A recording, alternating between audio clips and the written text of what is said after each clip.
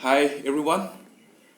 Non itum kilunji alun ke 10,000 reason men Redman pen la pen itum Karbi Language silunji. Non itum kilunji dan itum along hachra dun tum do nilimen ke albartom han la pen apun nili arbi ke munkiri taru lagi rapper lo la pen alun tu nitum along traditional drum ngithing do bang alon tera la pen pu nili ar ina tum korde songja piano si non itu ala selun lui pas saja sila.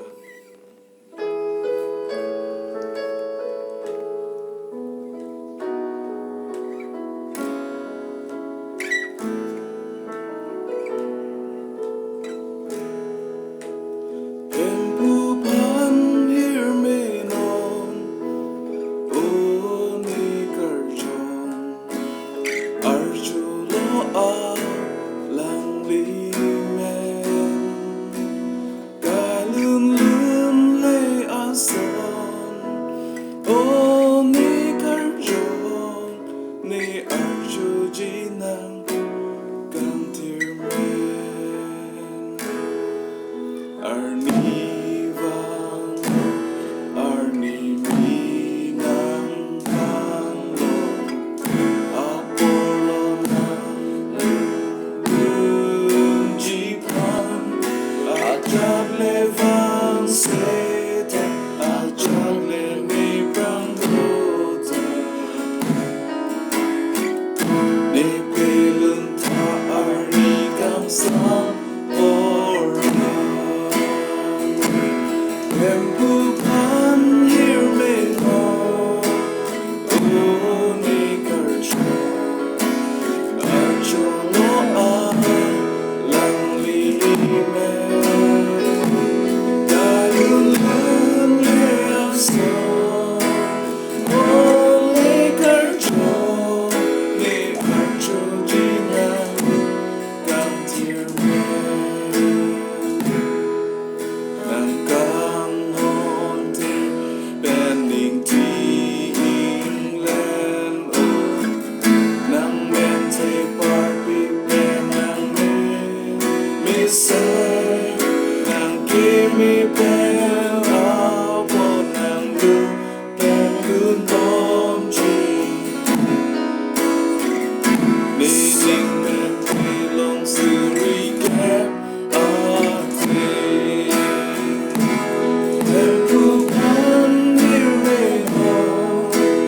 oni karjong Archolo Alangli Men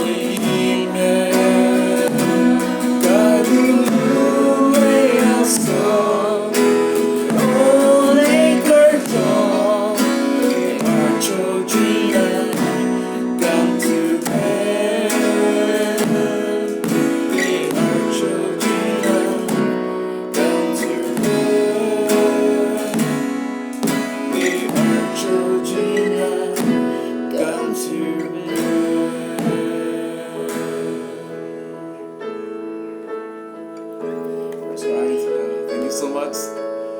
Praise the Lord.